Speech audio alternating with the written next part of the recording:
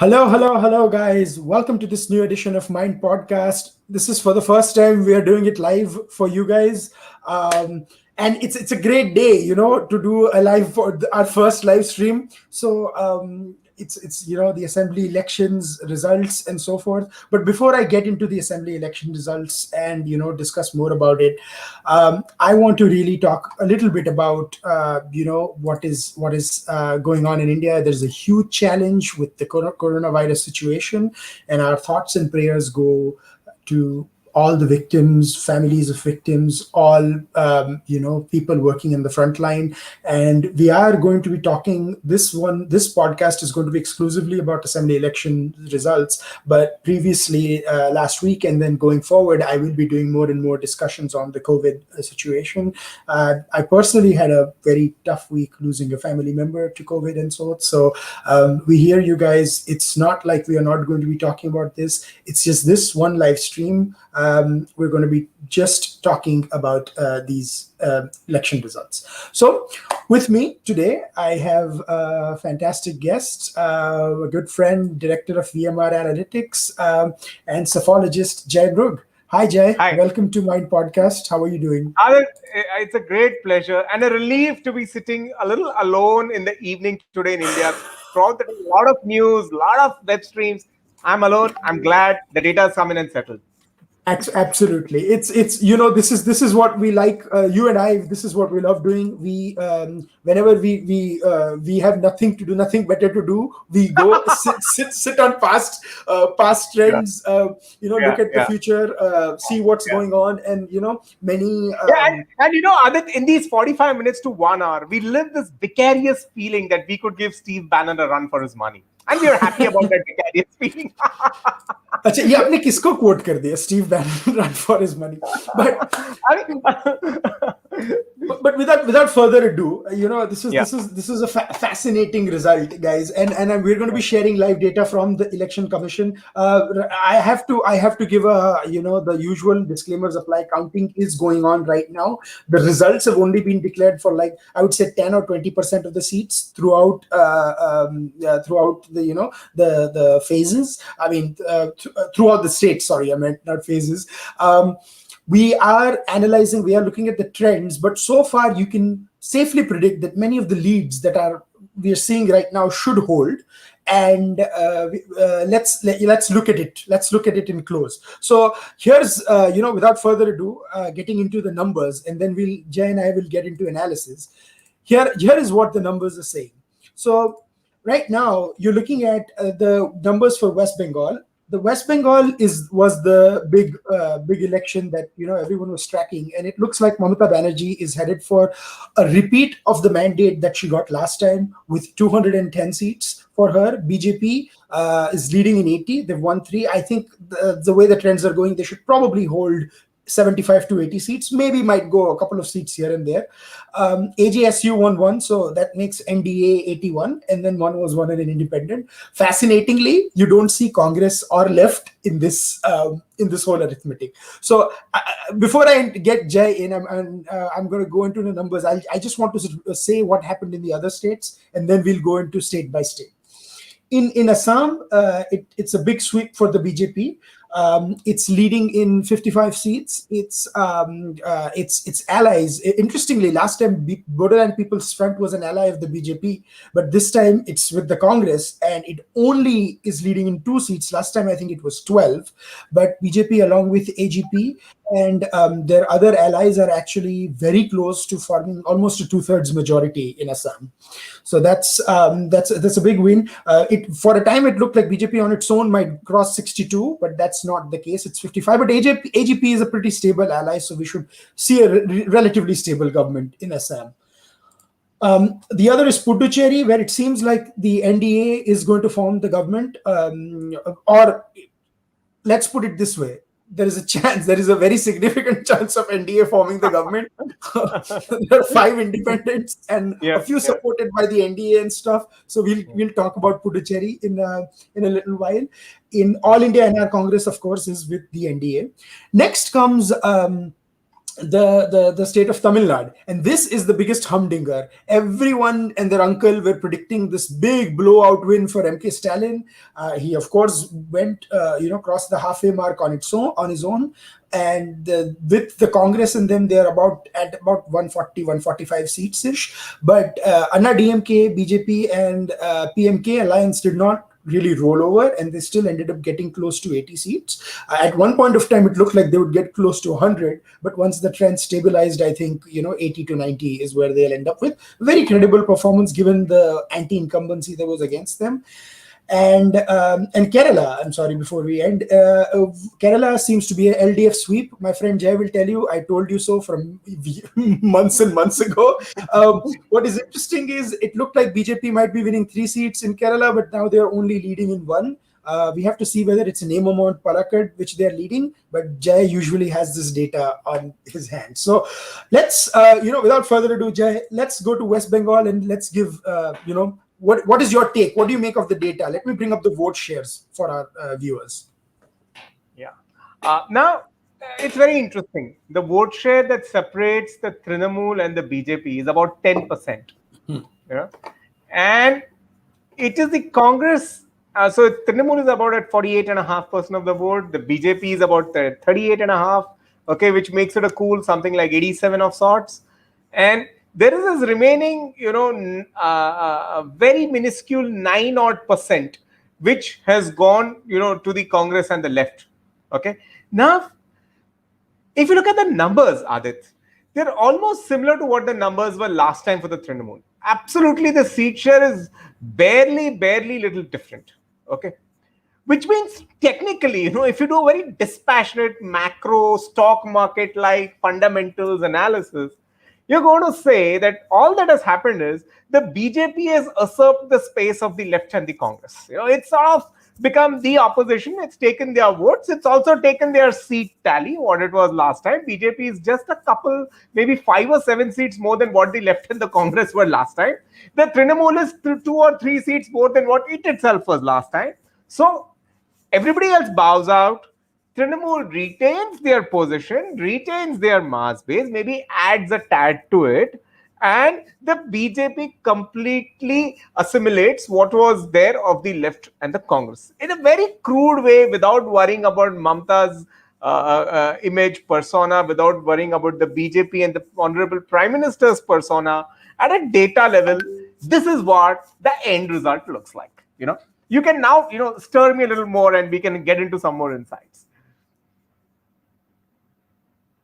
I was on mute. The biggest question in the minds of people is, earlier it seemed like this election was a lot closer, right? But so far it seems to be almost a 10% vote gap between the BJP and the TMC, right? So since you are a pollster, you did not do, for the sake of letting the record straight, Jay did not do any polls on Bengal. He was, analyzing trends and everything. How did the exit polls get it so wrong? Because no one predicted a 10% vote gap, right? Is it because the BJP voters tend to be more vocal than the TMC voters to the exit pollsters, or they were not looking at the trends? Because this is a huge win, like huge gap. Now, having said that, BJP's rise from 3 to 80 seats itself is incredible in Bengal. But what people tend to put it with is, compare it to the 2019 Lok Sabha results, which is a little erroneous, and we'll get into that, because 2019 was a Lok Sabha polls where Narendra Modi was the face. And Jay always tells me that if you win massively in 2 assembly segments and lose very narrowly in 5 assembly segments, it's 5-2 in the assembly, but it's 1-0 in the Lok Sabha. So, please explain that to me. Absolutely. No, so one thing, the Lok Sabha win was a little hyped up, okay, in the sense that if you actually broke that win down, as you rightly pointed out, the mandates were lumped. Okay, so in North Bengal, especially Jalpaiguri, Malda, wherever the BJP won as well, within the 7 assembly seats of a Lok Sabha, there would be one which would be like one very handsomely, there'll be a very handsome lead in that. There'll be another 5 or 6 where the leads will be very shallow. Similar pattern was repeated across Jangal Mahal also, where the BJP won the Lok Sabha seats. Okay, so there would be of 7, 1 or 2 where the BJP does very well, unassailably well, and there would be another fight where it would be, engaged in very narrow margins, which with a little 1 or 2% swing could have even become cliffhangers. Okay, now take it with a pinch of salt, or not with a pinch of salt, rather with a pinch of reality, that whenever the BJP moves from a Lok Sabha election to an assembly election, the party does tend to lose some vote. Now, this vote does get compensated by other MLAs who move in from the other parties to the BJP, by other assembly seats where they may actually strengthen their mobilization base and do better. Okay, but in general, there is some attrition, there is some loss between the Lok Sabha and the assembly. Yeah, and that's what I was Now, showing Jungle Mahal area right here to our viewers on that. This is the absolutely. area that we're Just get on talking the about. Jungle Mahal area and you can see how it looks now. Now, there are very few saffrons over there. There are Yeah, so quite a bit of grains. Yeah. yeah, this is still the pre, like, but and this also went to election in the first two phases. So this is Yeah. where BJP was expecting to do the biggest splash, so to speak. Yeah, absolutely. And there also, you see a lot of green. So there are two reasons now. One is the normal attrition of votes for the BJP, which takes place between the Lok Sabha and the assembly. It tends to go down, okay, a little bit. So a lot of those narrow margin seats, which was saffron that time in terms of the assembly lead, they automatically tend to turn green, which is now visible on the map. Okay, so that's one thing where that hype becomes sort of misleading. The second thing I would say cephalogically is, yes, the BJP's voter is more easily found. He is more talkative. Okay. And in many states, in spite of getting the trends right, I often realized that we had to put a lot of margin errors away from the BJP to get the final numbers right. Like, so in Uttar Pradesh, for example, in the 2019 Lok Sabha, we got a perfect seat tally of 65. In the end, the BJP and its allies were 64. Okay, in our assessment, we got the perfect 65. But the vote shares we got were about 5.5% higher than what the BJP actually got. So that cephalological intelligence of where to apply the margin, where to make the forecasting model conservative, that is something I believe really comes out of experience and experience-based intuition. So that's something I believe where every pollster gets tested, everyone. Yeah, so I mean, I wanted to share, and I'm not calling out people here, right? People get exit polls wrong, data wrong, and stuff like that. But if you see no exit polls, called the 200 seats basically for Mamata, right? A few actually give BJP 160 seats and 170 and so forth, and 100 seats and so forth, and it seemed like 100, 110, 120 is where BJP would end up with. But this was a little surprising. And I think the basic thing seems to be the performance in the first four phases wasn't what many expected, right? And basically, is that what has led to the lag in the last three phases? Because the last three phases were the god of Mamata, right? It was the Kolkata, Bhadralok area, the north and south 24 Paraganas, and all those seats where Mamata. I mean, I saw in the presidency area, Mamata was getting like 80 out of 105 seats, 102 seats or something, which was an unreal number. So that you expect Mamata was going to sweep, but BJP was hoping for a similar sweep in the the bordering areas of Jharkhand, Bihar, and in even Jalpaiguri area. Jalpaiguri BJP did do well, but it wasn't a clean sweep. Adit, now here we really need to look at juxtaposing growth of the BJP vis-a-vis the growth of the other parties in Bengal. Okay. Let's take history. Now, today, what has happened? Yeah, let's say what has happened today. Today, it is the Trinamool which has completely taken up the space. I mean, I would say the social and ideological space that belonged to the Indian National Congress once upon a time. The Bharatiya Janata Party has completely picked up the social space with an ideological transformation of its own, which actually belonged to the left. The left has become a big zero today. Okay, so in a way, I would always keep saying, that in the Gita they say, that when you die, only the body changes. The Atma is perennial. The Atma remains. It just changes the body. So I would always keep saying that in 2011, the Atma, the cadre remained the same, only the body changed. From the left, it became Trinamool. So the Atma moved in there. So in the sense, there are these two, I mean, getting a little, Indian in perspective, there are these two Atmas over there, the Congress and the left. Both have taken new incarnations, new bodies.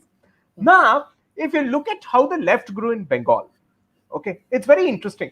They grew through rural movements, okay. However, they had a strong urban phalanx in the beginning of their journey. Okay, so one of the left's most fantastic victories was defeating the then Chief Minister Dr. B.C. Roy by some 900 votes in a seat in urban Kolkata, which is a Kolkata presidency area, which means the left to start with. Okay, so this Atma in its previous avatar, sort of to start with, had a both urban and a complementing rural base by which it posed a formidable challenge to Congress. Right? Cut to today. Okay, the BJP has got a great section of that rural base. Okay, it does not have movements backing it like the way the left had the Tibhaga movement and a lot of other movements. It's not a movement. It's more of a social and an ideological mobilization. But that sort of base is there.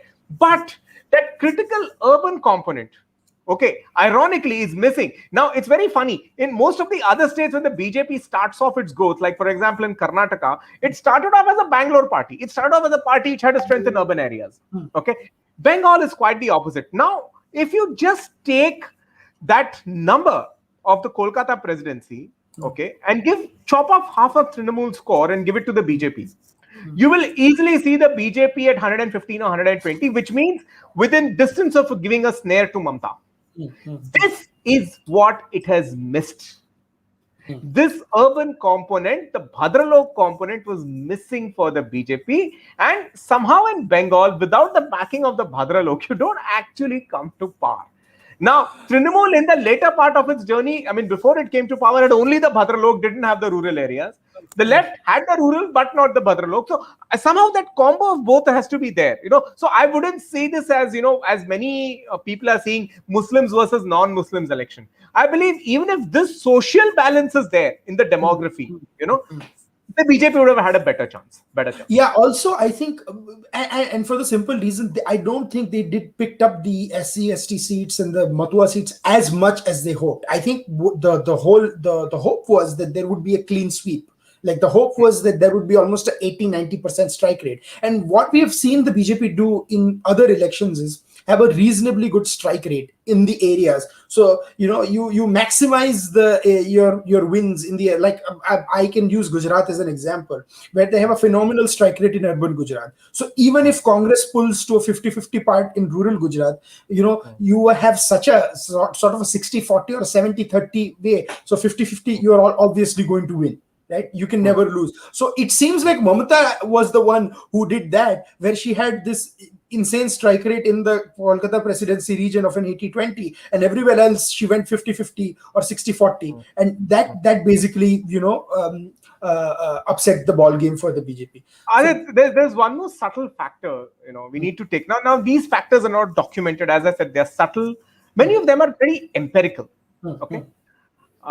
Whenever a ruling party in Bengal, given the sort of infrastructure, the social infrastructure that a ruling party builds, like having unions among policemen, having unions among all groups of professionals, working the party through those associations and through those unions, whenever they tend to get afraid, they actually activate the entire system. I'll give you two examples from the past. In 1987, the election held in the aftermath of Mamata Banerjee defeating Somnath Da in Jadavpur, saying that I can defeat a left strongman in his, in his feet, in his stronghold. Yeah.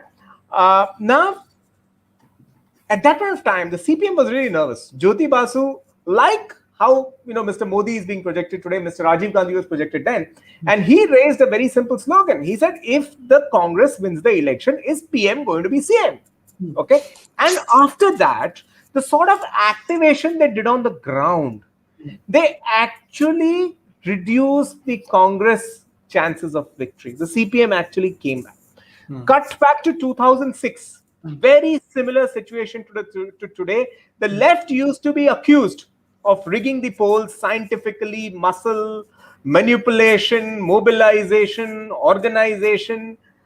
And a very, very respected election commissioner, a former election commissioner of ours, Mr. KJ Rao, he deployed a lot of forces and said, after the election, why I deployed.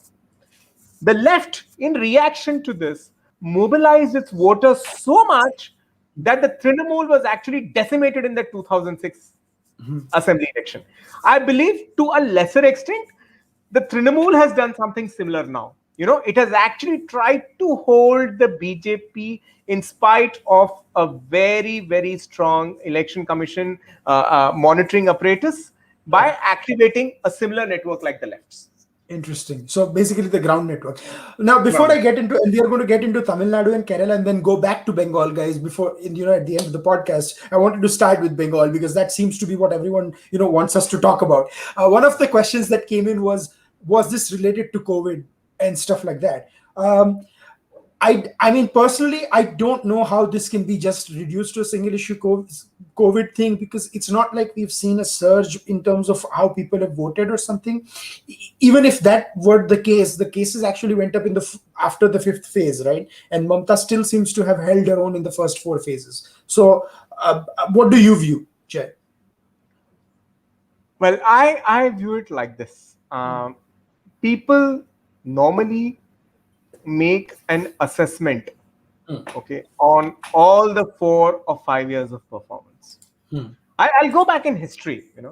I go back to 2008 when the 26/11 attacks, okay, on Mumbai took place right in the midst of the assembly elections. In fact, I believe Rajasthan and Madhya Pradesh voted within 1 or 2 days of that 26/11 attack. Yeah. Right? And the BJP lost Rajasthan. Yeah. Right? So I'm not sure if an issue that is no doubt an issue of great national importance, but if it tends to, domino into something large at the last minute, if it can really produce an impact. It's a very dispassionate answer, but it's a very scientific, data-driven answer. So I'm not sure if it can really create that sort of an impact. Okay. As you rightly pointed out, the first 4 phases already bring out the data that the BJP was not doing well anyways in Bengal. So I mean, I don't think COVID, and let's look at the other states. I think Tamil Nadu, Assam, and Kerala, the 3 other states, and of course in Kerala where the BJP has not done exceptionally well at all, had all finished voting before the pandemic got into news. Yeah, exactly. Right? So this is a good time for me to bring in the numbers in Tamil Nadu. See, I don't have to give segues. Jay has done so much TV; he gives me segues. So for the election. So here are the numbers of Tamil Nadu, and guys, we'll come back to Bengal. Right? These are again sourced directly from the Election Commission's website, so we don't want any shenanigans with the numbers or something. The disclaimers are not ours; those are the ECI's. So pardon if that. But I have zoomed in so that you guys can see it clearly. This is the breakup of the alliance.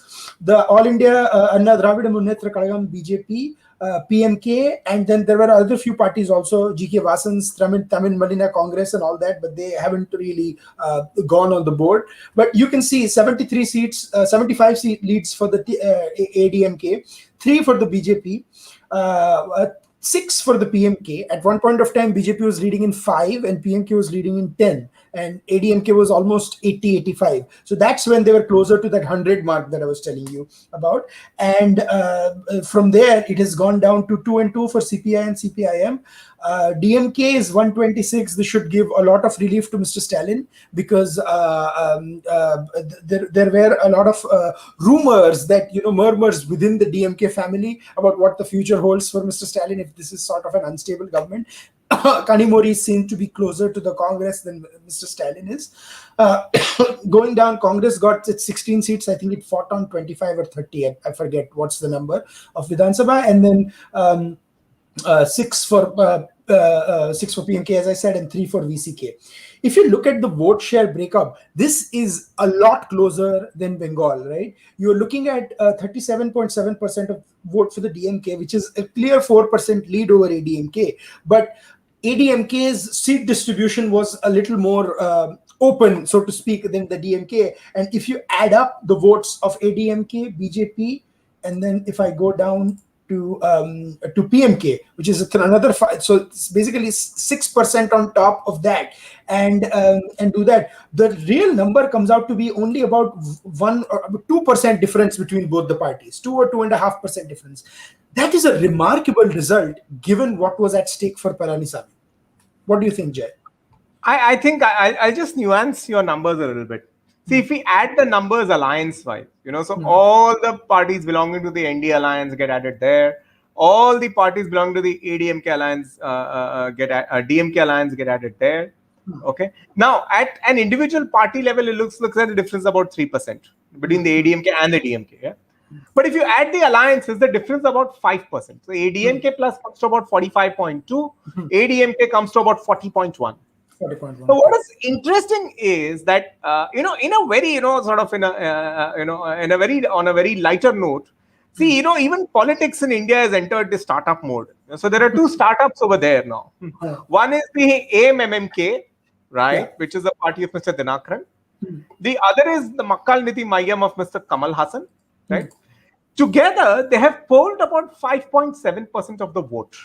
Okay. Let's like, this is just a theory, it's a hypothesis. Let's call this the anti-incumbency vote. Means this vote is certainly not going in favor of the ADMK. Okay. Now, this 5.7, if it's added to DMK plus is 45.2, you're talking of something like a 51% vote share, which is a landslide.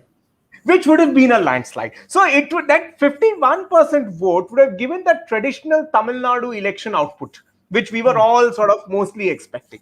So one thing is, these two startups have sort of disrupted the map, okay, and made the contest more open, more even, or rather reduce the unevenness of the contest. Okay, that's the first point.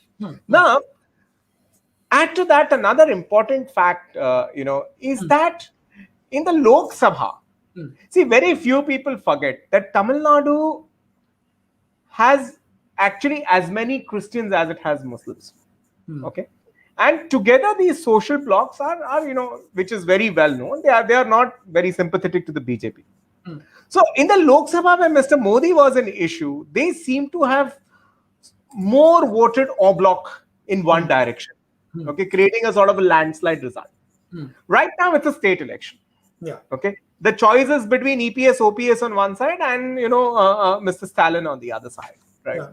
So even that sort of en bloc voting doesn't seem to have taken place, therefore lessening the keenness of the contest. So that's what I was pulling up. So Kanyakumari bypoll went with Ponar Radhakrishnan fighting the Congress, and there the Congress actually has a 12% lead over the BJP, or 12.5%, closer to the 52% mark what Jay was saying. And Kanyakumari Nagarcoil area is dominated where Christians are about 25 to 30%, if not more, right? Or maybe even closer to 35%. Maybe more. It's more. It's about more. 35. It's 35%. And it seems like DMK usually has made now, I think in 2014, Jayalalitha was contesting separately from BJP. So the Christian vote split between the ADMK Not only and the that, even the DMK and the Congress contested separately. But Congress is not even a factor in Kanyakumari as much. In Kanyakumari, they had Vasant Kumar. Right.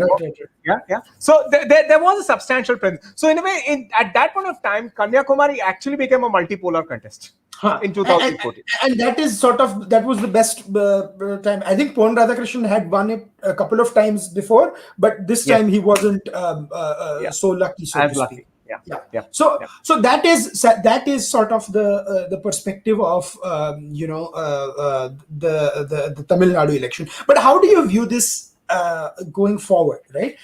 EPS is not going anywhere, right? There were rumors that maybe Sasikala might take over the party, but boss, I don't even think Jayalalitha won the 2016 election, but previously when she had lost to Karunanidhi, I don't think ADMK lost with, I think even they went down to 60 or 50 or something like 68. ADMK plus was 68. Yeah. ADMK 68. Plus and at that time, she wasn't even in alliance with the NDA. This time, with Mr. Palanisamy being in the alliance with NDA and PMK, this is a stable alliance opposition alliance which should go in the 2024 polls as well. Yeah. I don't see this alliance breaking up. No, there are two reasons. One, finally, the BJP will have realized. See, it's very interesting. Uh, the BJP, which of all these parties is the most technically the most lightweight party in Tamil Nadu, okay, has invested in the maximum number of experiments in Tamil Nadu. Okay. So their first experience. After the dawn of the Modi era, the first experiment was 2014, where they actually floated a third front. Very few people will remember that. NDA was a third front. So you had DMDK. MDMK, PMK, a couple of smaller parties which are contesting one seat, okay, and the BJP, okay, And there were two seats, Dharmapuri and Kanyakumari. Kanyakumari, that they won. Okay. So in a way, that was the success of their first third front experiment. Few people realize that 2014, 37 seats were won by the AIADMK, 2 by the NDA in the Lok Sabha. Okay. Now, somehow the BJP failed to hear good counsel. They were told that, they should make Vijay Kant's wife Premlata, the chairman of the National Women's Commission, etc., and create and keep that coalition. The BJP also did not accommodate the PMK. It had one MP, some MOS or something, but there was no accommodation, frankly. And that whole thing, frittered away in the 2016 election, and the BJP didn't have much to write to. Let's remember, this is a very ambitious party which is seeking growth at all points of time in however small or a geographically distant state it may be. I mean, geographically distant is not the right word, but however a state may be out of its own social ideological ambit, it tries to get into that state, right? Correct. So now. So that didn't work. So 2000, they realized that what they got in 2014, they could not nourish, they could not culture it further. They couldn't get great in 2016. So in 2019, they go back to the old formula, okay, which says go with one of the Dravidian parties. They hit a big loss. Yeah. Now, before 2021, the BJP works overtime to ensure that the ADMK stays united, that Sasikala walks out of the contest, almost retiring from politics, therefore not threatening its unity, so Dinakaran's startup really doesn't poll many votes, right? Finally, all its experiments come to a culmination where it gets a social coalition that has a geographic spread enough to challenge the DMK plus. So actually, in a way, this is the second headline of the Tamil Nadu election. And I would say actually, from a national perspective, a Lok Sabha election perspective, a more important headline that with all those experiments, many of which failed, the BJP did seem to finally cobble up a social coalition that could challenge the DMK. So frankly, now, having burnt their fingers before, now they will try and preserve this coalition. They will try and add a couple of more smaller parties to it to make this, a completely even contest in 2024. That will be their pursuit. So what is the fascinating thing here is a lot of old school DMK leaning, Congress leaning Tamil commentators were throughout the day saying, BJP and PMK were lags on the ADMK tickets. ADMK won, blah blah blah, lost. First of all, out of the 20 seats given to the BJP, I would say 7 or 8 were unwinnable or uncontestable. I mean, the one of them was given was 1,000 Lights. The other was given was against Khushbu was fighting Udaynidhi Stalin, or right, Chepok. Sorry, 1,000 Lights and Chepok, they are traditional DMK strongholds. I mean, it's a no-brainer. The party can't win them. Yeah, that is like Congress forming a deal with Aam Aadmi Party in Gujarat and giving them Ellis Bridge and Naranpura to fight. I mean, even someone will tell you that they're going to get wiped out in those seats, right? BJP is going to win. So that's how. So I would say out of the 10 or 11 contestable seats, BJP actually made quite a bit of a contest. They are set to win 3 or 4 MLAs, and they actually might come very close in 3 or 4. So this is actually a great platform for them to build. And ultimately, I think what the BJP seems to have realized is the way for it to grow in Tamil Nadu is only under the shadow of ADMK.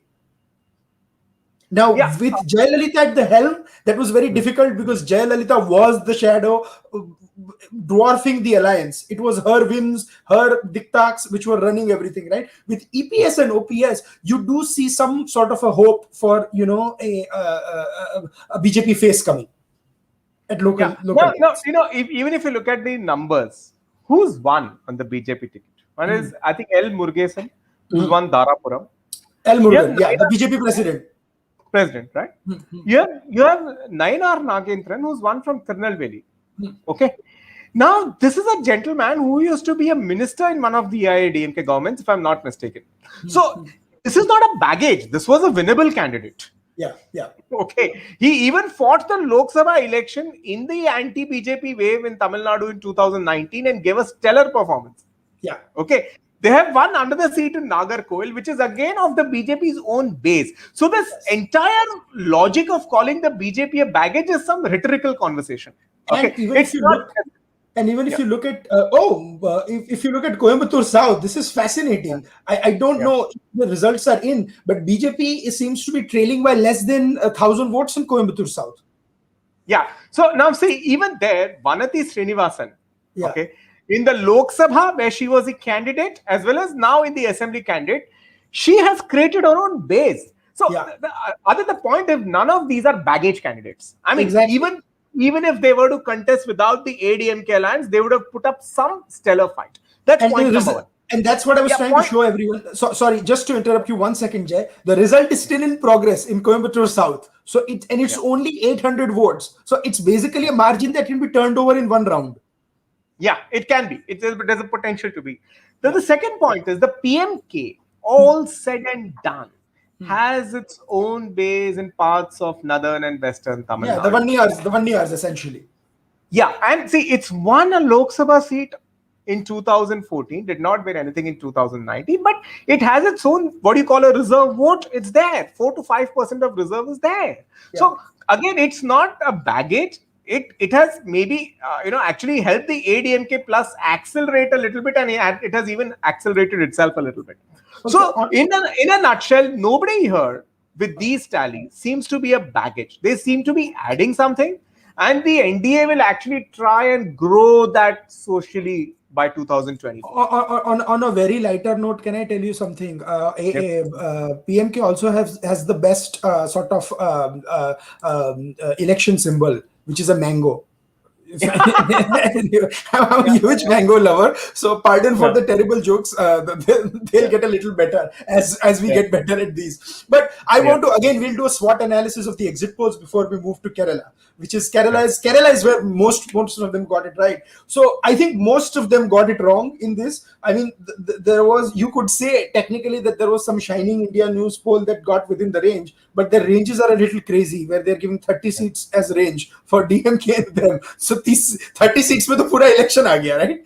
And even then, they only got the lower part of that right. So it's not ideal. But if you can see, not many got sort of TV9 sort of came close to it, but again, Axis My India, which was got last few elections right, and thankfully did not do the dance in the India Today studios like they have done in the past few elections. They got both Bengal and Tamil Nadu off. The joke was, I thought my joke was they might have replaced the Bengal and the Tamil Nadu numbers the way they got it wrong. But obviously, even that, they give ADMK 38 to 54 seats, right? And it's clearly not there. And 195 seats for them. So that seems to be the thing. Interestingly, Thanthi TV seem to come very close, but I don't know who they left the other seat for. Maybe they wanted to give TTV Dinakaran the other more seats than what we expected. So that's Tamil Nadu.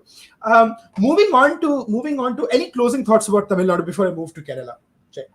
I think this is a great performance by both the parties, given the fact that both the senior leaders are not there today. Neither Karunanidhi nor Jayalalitha. Go on. And yet they have put up, both of them have put up in fact, in a way, Tamil Nadu might now be entering an era of more uniform contests, other than the landslides which we would see in the era of Dr. Jayalalitha and Dr. Karunanidhi. So now maybe it could be a welcome change, sort of a more even contest on both sides. Absolutely. No, I was going to say a couple of people wrote to me what is happening in Nandigram, and Nandigram is the most interesting one, where Suvendu Adhikari has a 10,000 vote lead over Mamata Banerjee.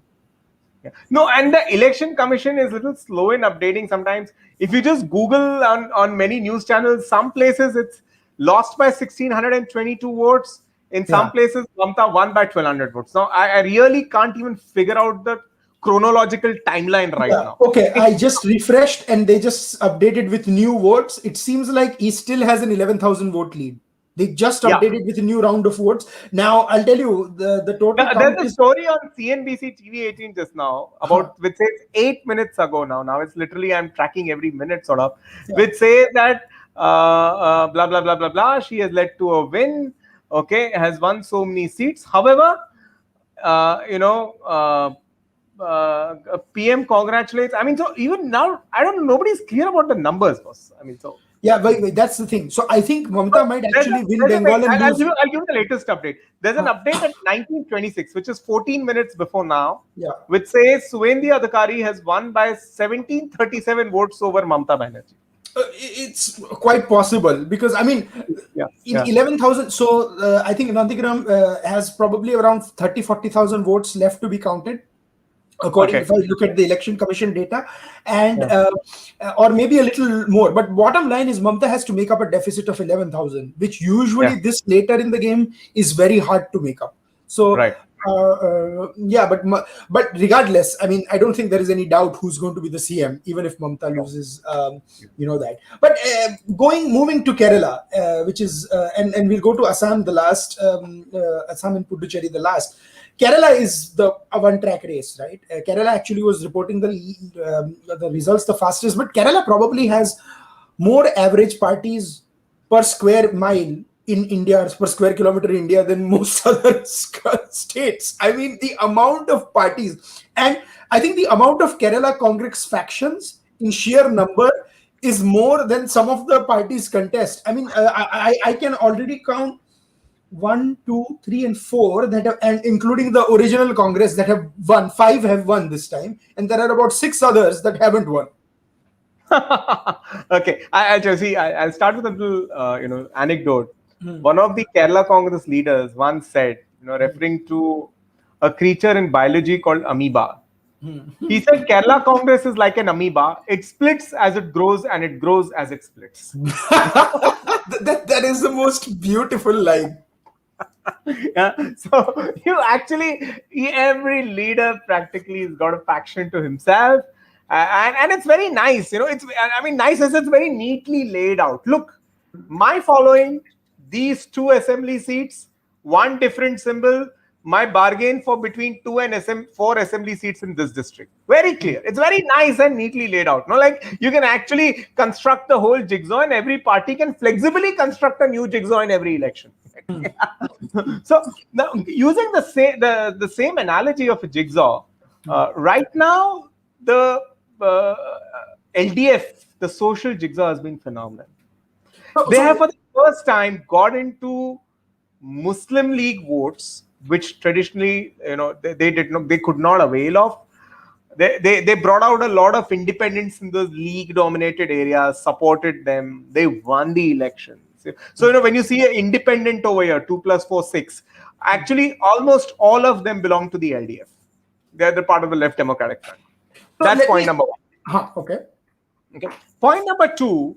I think their big win, and this is also very ironical. They got Mr. Jose K. Mani. Okay. He lost his own seat, Pala. K. Mani's son. He lost his own seat, Pala, but he has won, helped the LDF win the rest of the Kottayam district. So he's gotten a chunk of the Kottayam district, which was earlier not accessible to the LDF. So the LDF makes inroads into Kottayam, makes inroads into Kozhikode, makes inroads into Malappuram, gets the traditional Christian, again puts in some good inroads into Ernakulam, which is traditionally a Congress district, and consolidates a lot of the Hindu vote on the back of a very secular issue, which is distribution of a good ration kit during the pandemic. And there you go, Mr. Pinarayi Vijayan has a very wonderful rainbow coalition, a jigsaw which is very large than anybody else's jigsaw, and he walks away with the cake. Absolutely.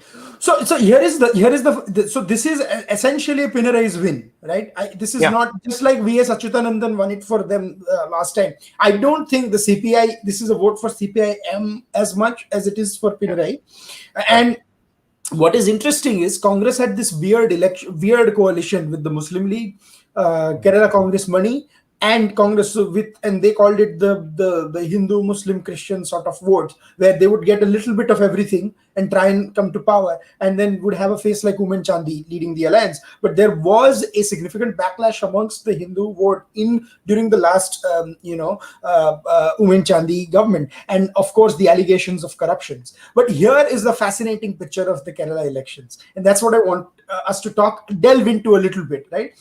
Look at this, and guys, as I have been told by friends and fellow mind makers columnists, please like the stream, please subscribe to Mind Makers, our YouTube channel. It takes one button to like and another button to subscribe. We need your support. We'll be doing many more such programs. Follow us on Twitter and like our Facebook page. So I had to say it before my folks were yelling, "Is like Aadit, you always forget this." So I was like, I had to say this. Look at this, Jai, and so BJP was about 10% last time, right? I think, and they had a significant bump of 1.5% in their Vidhan Sabha polls, and the BJDS and other NDA allies are not listed here. The Yeah. basically the SNDP's Yeah. of Yeah. The political. BDJ. Yeah. Yeah, Yeah. yeah, and Velapalli Nateson's party and all of them. So if you add up them, they are again breaching that 15-16% barrier, right? If Yes. all Yes. so that is very significant. Yeah. Now it's very interesting. With all the jigsaw favoring Pinarai, the BJP is maintaining a threshold. Okay. I think the real next step that the BJP should be looking forward to is, getting some more traction with the Christian voters. And believe me, they would just make it. One of the independent candidates who lost from Punjab, Mr. C. George, Yeah. he ironically called for a Hindu Rashtra 2 weeks ago. In a sense, there is based on some commonality of grouses and issues, there is a possibility that the BJP could build a platform with them, because otherwise I don't see a force multiplier on the BJP side. It will get that 16, it will get that 17, but won't go beyond that. Yeah, and then you have seats like Karakoram where Shobha Surendran came close, but then again you have a 20,000 vote deficit between CPIM and the BJP, right? And so clearly it's the number 2 party there. So this is what I saw this time was that in about at least 5 or 6 seats, BJP was coming up to be the number 2 party, which is Right. if you are, because that is the story. The Congress has declined even in Kerala, where the leader of the Congress is an MP from Rahul Gandhi is a Wayanad MP, and he Right. seems to have been not at all a factor. The most interesting thing has been the decline of the Muslim League. The Muslim League actually has been a drag on the alliance, and we are going to come to the Muslim League. I'm just going to view a couple of seats again. Kasargod, another place where BJP just has a 13,000 sort of thing, and the Muslim League has dropped down to 28,000 votes. Right. Yeah. So I don't know if it's the split in the Muslim. I'm sorry, not the Muslim League. The Muslim League has 63,000 votes. The Indian National League, which is aligned to the left parties, has dropped down to the third spot. So you are seeing that people are voting strategically. Yes. But I want to focus on a couple of constituencies. One is Palakkad, where Palakkad, Nemam, and Thrissur, where the BJP was in contest. So Nemam, the BJP is trailing by 2,000 votes. So that is like the iffy-diffy one, where O. Rajagopal won last time. Do you think they'll pull ahead in Nemam, or do you expect the CPIM to?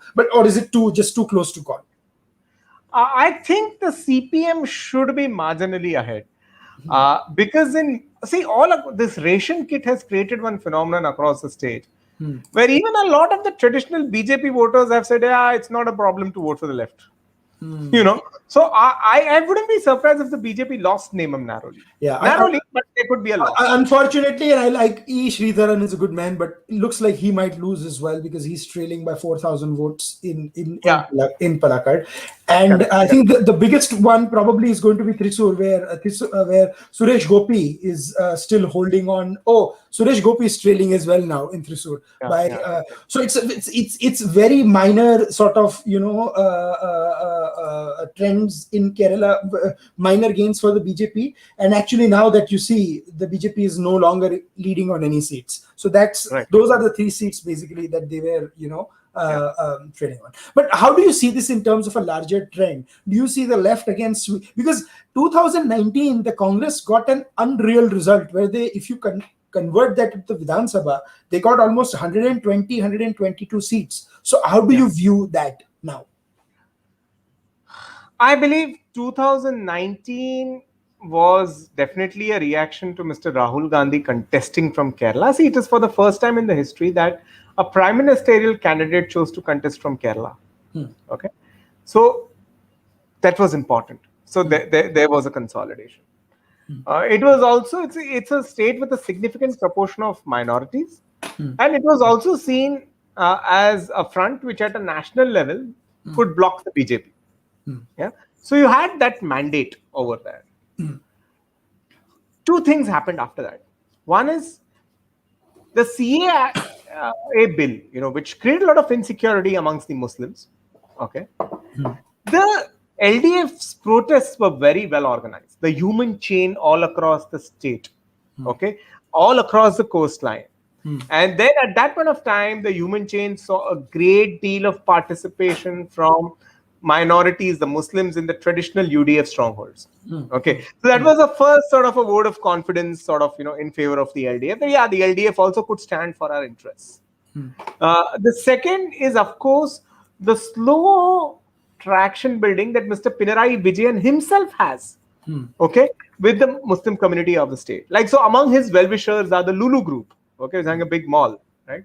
Very few people know that the Lulu group are Muslims, right? So there is a confidence building, okay, that here are my well-wishers, here is my son-in-law, here is a big chain, and here is a ration kit. So there is an active government as well as an active party and an active leader, which has built those bridges with the minorities, which the left traditionally did not have. And that seems to have done the trick for them.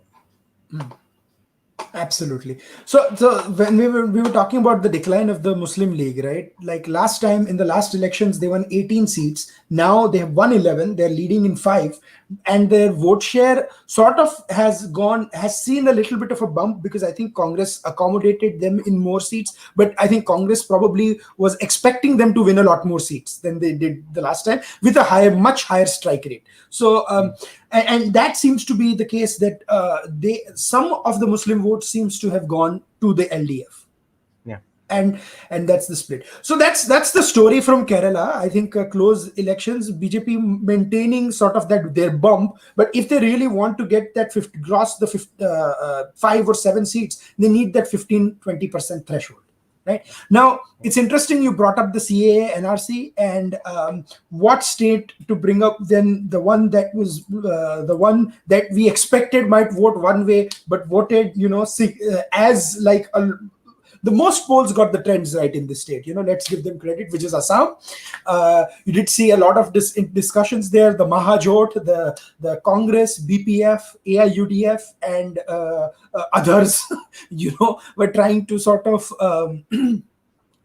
cobble up an alliance against the BJP. Badruddin Ajmal and Congress were to see.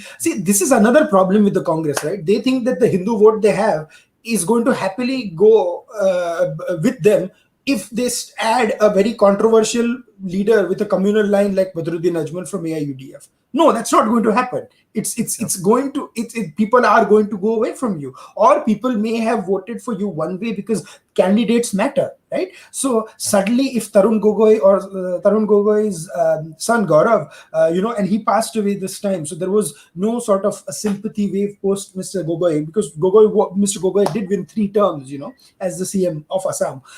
There was no wave for that, and And what is interesting is Himanta Biswa remains a phenomenal campaigner across Assam for the BJP. And it seems like along with the AGP, because AGP is the old NDA alliance, right? Now, there is another thing that a lot of old AGP leaders have actually gone towards the BJP. Vijaya Chakravarti and many others have actually gone from the AGP to the BJP. But it's a relatively stable alliance. And that seems to have held. Like now you're looking at least 70 plus for just BJP plus AGP. And that is done. I mean, that's almost close to a 2/3 majority. Yeah.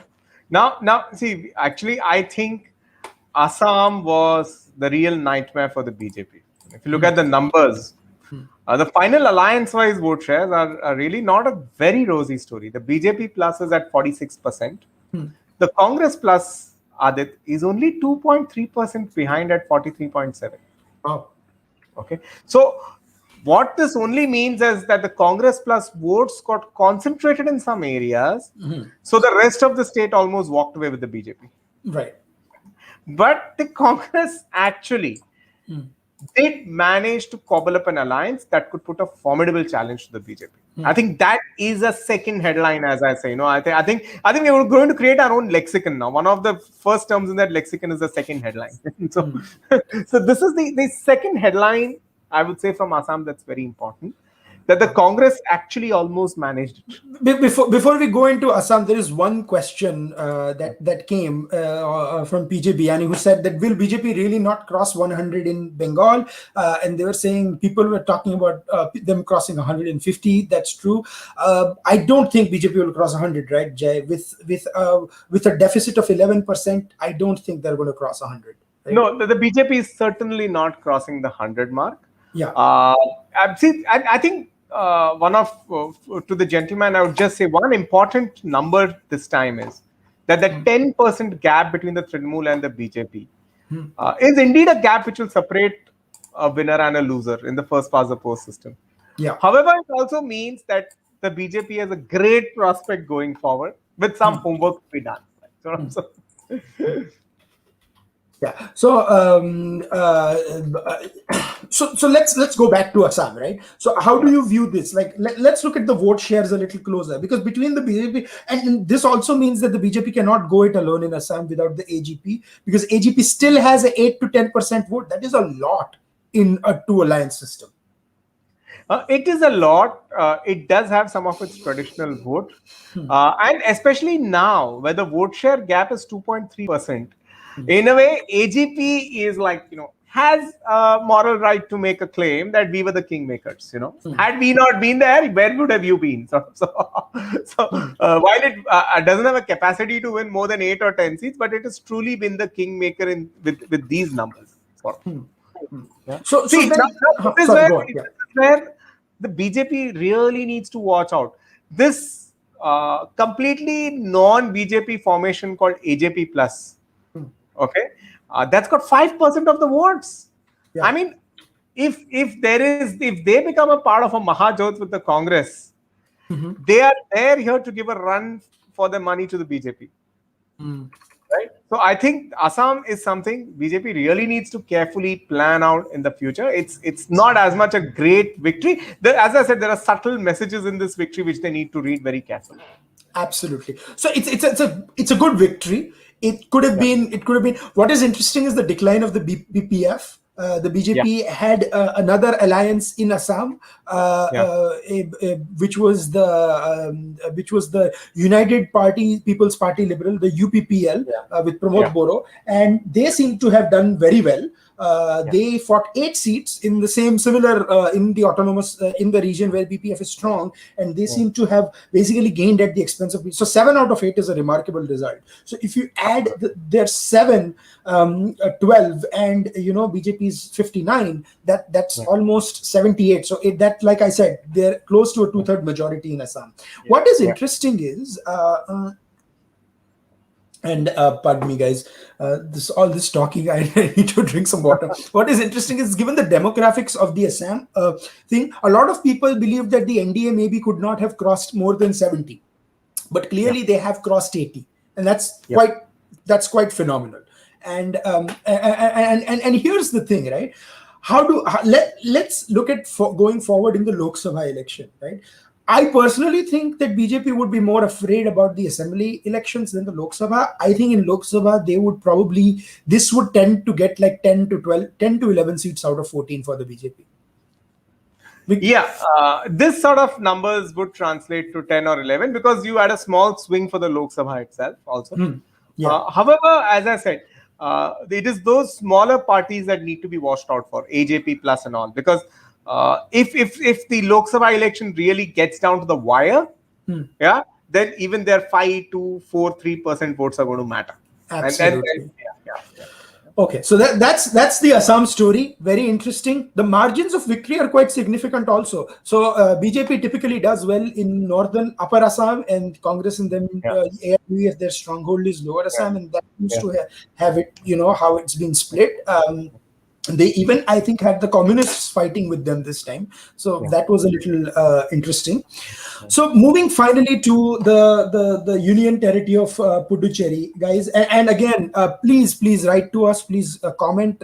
You have more questions. I see a few questions coming on Twitter that I have taken up so far. But you can always leave a comment on the YouTube, and we'll be doing more of these. Right? This is the first, certainly not the last. So we'll be doing a lot more of these, and you can. We're going to make this a regular series now, sort of. Some competition. And if you want, post.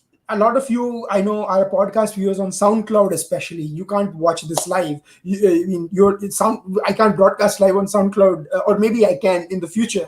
But you're going to be hearing a recording of this. So if you have questions, feel free to send us a tweet at ASK0704 and at JAIMRUG at Jay's number, or you can go on Mindmakers at Mindmakers, and basically write to us, and we'll take up your comments, we'll take up your questions, we'll tweet out the responses, or we'll do another another short podcast to answer all your questions. Absolutely. So, we do these follow-up podcasts. We want to build a traction with all our patrons, Aadit. So please welcome more and more of them. Let them ask more complicated questions. It's going to be fun. Absolutely. So Puducherry is very interesting because there were some constituencies, I think they were going to only report after 6 o'clock or something. That's what I heard. So right now they're only reporting, I think 25 seats or something. 25. Yeah, so out of 25, the All India NR Congress and Rangaswamy's party and BJP in alliance are winning 14 out of 25. They need 16. So I think we can be rest assured that they're probably going to form the government. There are 5 independents leading, which is, I don't know how many of these are supported by either of the fronts. Either of the fronts. Yeah. So we'll have to see that, but I think they were supporting independents, and Puducherry almost reminds me of elections in Goa, where you have like each seat is being contested as in like itna jhagda to municipal ke seat mein nahi hota. No, but the problem is because they are union territories and there are as many assembly seats, वो seat ही municipal ward जितनी छोटी बन जाती है. That is also true. Yeah. So it actually becomes a contest of that level and that category, Exactly. And there were like multiple parties and stuff as well. So I think the 5 seats given were like to basically to ADMK. But I think even if there are 2 or 3 independents and the BJP is like 1 or 2 seats short, they might get the support of the independents. And then what is important to see, guys, is there are the results. I mean, there are 5 seats whose results are still being declared, and if you want to see the most interesting thing, here is the thing. Let's look at the margins in Puducherry. Look at this result in progress. DMK is leading by 134 votes, right? Result again 2000 votes. So I mean, you are looking at very, very, very, very small margins. So I expect again, where is these 5 seats are not even progressed, like declared. There is not even 1 round of voting that is done, and these are all result in progress seats. And even the ones, I mean, there's 655 votes. So it could change at any time. But you think basically N. Rangaswamy is going to be the chief minister of Puducherry? You think, Jay, that's what's going to happen? I think there's Mr. Namasivayam who's come on the side of the NRC plus Yeah. from the BJP side. Hmm. And of course, the NRC being the larger party at 10 seats, even that they would stake some claim. Okay. So I think it is going to be between the two of them. The NRC, right from the beginning, even before the campaign, has made it clear that, look, Mr. BJP, you don't need to feel great. We're going to be in the lead and we're going to have our own CM candidate. So I think that's an issue to sort out between them. But Yeah. once sorted, it's clearly an NDA government. Absolutely. So I guess moving back to Bengal in the final part, Jay, what first of all, before we go back to Bengal, what is your closing take? How do you see this going forward nationally? What does this mean, and where do you see the BJP taking this in different states? I think nationally, one thing is very clear. First, an assembly election is different from a Lok Sabha election. It has to be fought differently, planned differently, thought of differently. The same techniques, the same strategies don't work. It's become very clear for both the fronts, the Congress and the BJP, and more so for the BJP today. It's become very clear that it's not the same thing. Just doesn't repeat. It's not a repeatable result with a repeatable process. You do X, Y, Z. The following will be the outcome. It doesn't work. I mean, there's something different, a different dynamic that is playing out in an assembly election. That's point number one. Point number two, I think, there are no shortcuts to growth. You have to go through the process of grooming local leaders, regional leaders, growing them, making them brands, making them take on the other local leaders of the other parties, then creating a contest. I think that somehow that process cannot be short-circuited. I mean, the BJP, did try and short-circuit that process or create a new way to go up, but that quite didn't work. Right, so that's one limitation that's clearly coming out in Bengal of sorts. Even in Kerala, it's the same thing. Now there's I don't know, next one more election where they're going to only win only just one seat, be there in spite of all the national presence that they've had. So even in a place like Kerala, now the next thing, do you need to actually build more bridges with other communities? Actually get into a working arrangement with sort of disaffected Christian leaders like PC George. So actually, everywhere now, the next step for an organic growth is the question for the BJP. The current techniques, the current ammunition stand saturated, stand exhausted. Absolutely. Fascinating analysis, Jay. And again, if we look at the one thing before we go to Bengal, and I'm going to share and show everyone there were a lot of by-elections to parliamentary constituencies today, right? So you had in Tirupati YSRCP winning, in Andhra Pradesh, in Karnataka, in Belgaum BJP won the Lok Sabha seat. In Kerala, Mallapuram, Muslim League predictably won. I mean, that would be a shocker if they hadn't won. And in Tamil Nadu, the Congress is leading, and I think it should win. It has a 12.5%, like we talked about that. And then apart from that, there were also by elections to assembly constituencies, right? So where BJP won in Gujarat, in Jharkhand, if I look at this, and this is the very interesting thing, JMM is leading. And JMM is leading only by 1.5%. In Karnataka, again, you had two seats, BJP won one and Congress won one. You have split. And then in true Karnataka fashion, the difference is Congress usually ends up, its vote share is a lot more concentrated than BJP's, which is spread out across the state. So BJP always ends up getting more bang for their buck, so to speak, in Karnataka. In Madhya Pradesh, this is interesting. Congress is leading in one seat and the margin is quite huge in that seat in Madhya Pradesh. And in Maharashtra, this is the most significant one because this seat was necessitated with the death of an sitting NCP MLA. And I think they gave the ticket to his widow, if I'm not mistaken. Which is we can actually look at the seat. I forget. I think I forget the constituency's name. Yeah, but it's essentially Pandharpur. I'm sorry, I don't know why Palghar was in my head, but Pandharpur, and you can see that Sabhadan, 11,000 vote lead. And at this late in the stage, that's pretty much, game, set, and match for that. Madhya Pradesh, the seat that won was Damo, where Ajay Kumar Tandon won. And so basically, you're seeing, again, Rajasthan, BJP is leading. I think this is Kiran Maheshwari's seat, if I'm not mistaken. Yeah, Dipti, her daughter. Dipti won. Dipti is winning, or at least leading by 5,000 votes. And Uttarakhand, you have said Salt again, where Mahesh Jina is leading by 5,000 votes. So it's not essentially like they are actually keeping up their sort of margin here. Telangana Congress is going to take a little bit of a heart from this, because I think they were not expecting it to do this well in Nagarjun Sagar. So, but that essentially is the national picture from this. So moving to the last part of this discussion, which is coming back to the big battle of Bengal.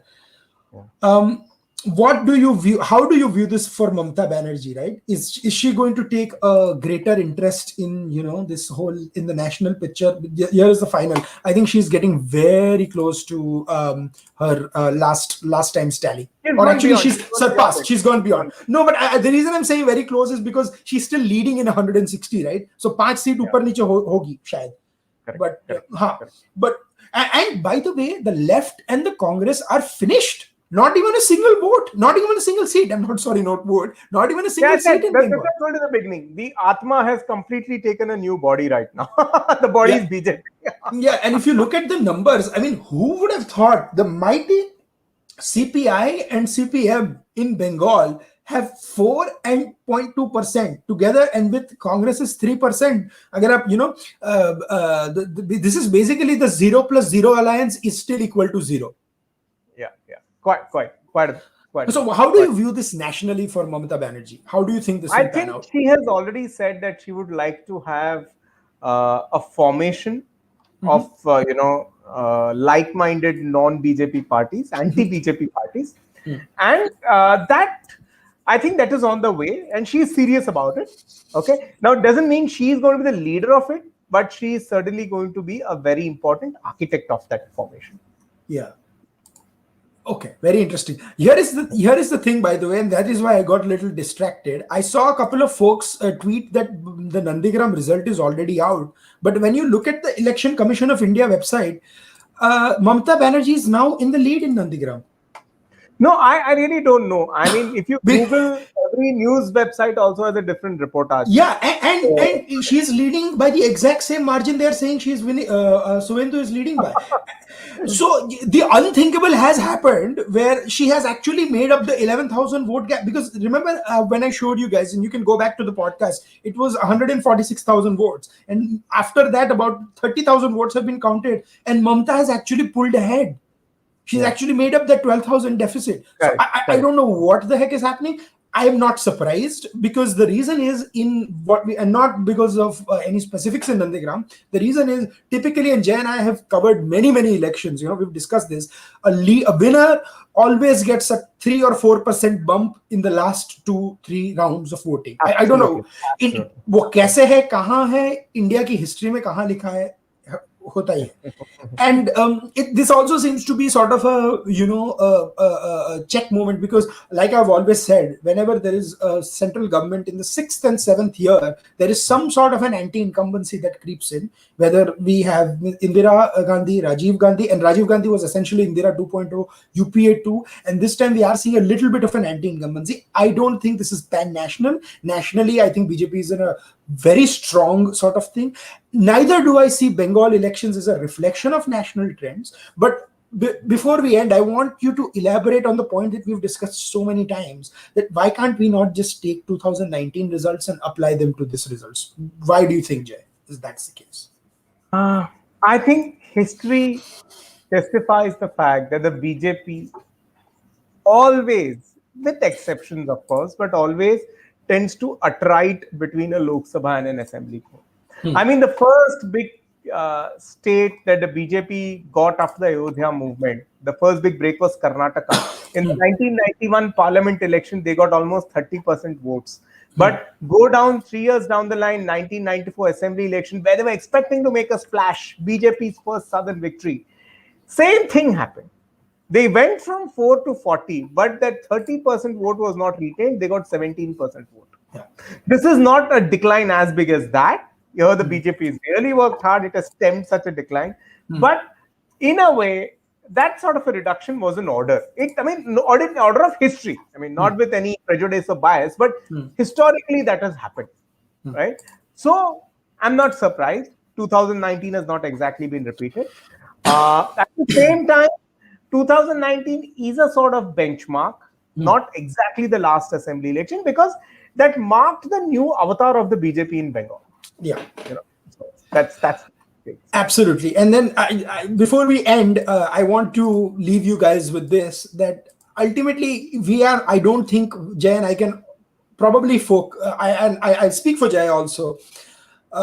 We can sort of predict that this is, headed only one way. Like, this trends might hold. The margins are getting wider now, because you're looking at a 10% deficit between Mamata Banerjee and BJP. If there is a 10% deficit, she will go to a 2/3 majority very, very easily, and that's what we see. That's the happening. numbers are going towards the 2/3 majority.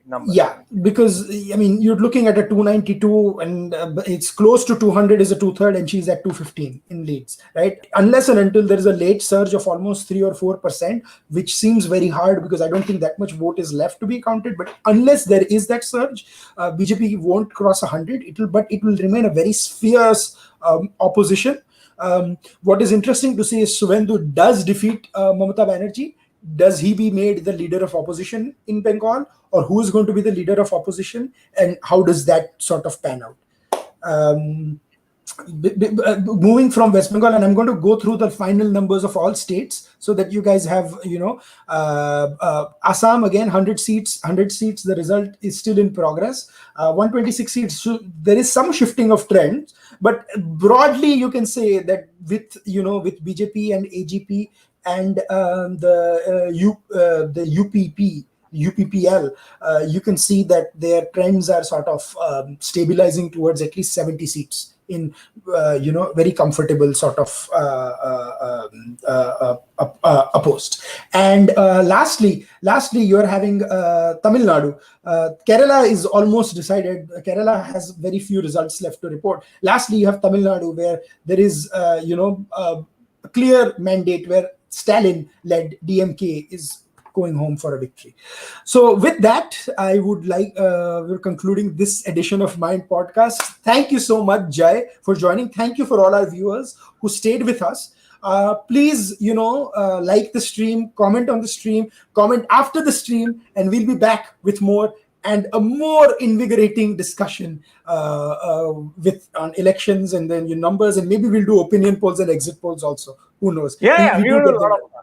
Absolutely. Yeah. Thank you so much, Jai, for joining me. This has been great fun. Thank you. Great fun. And thank you, guys. Thank you. Thank you. Thank you, our patrons. Thank you.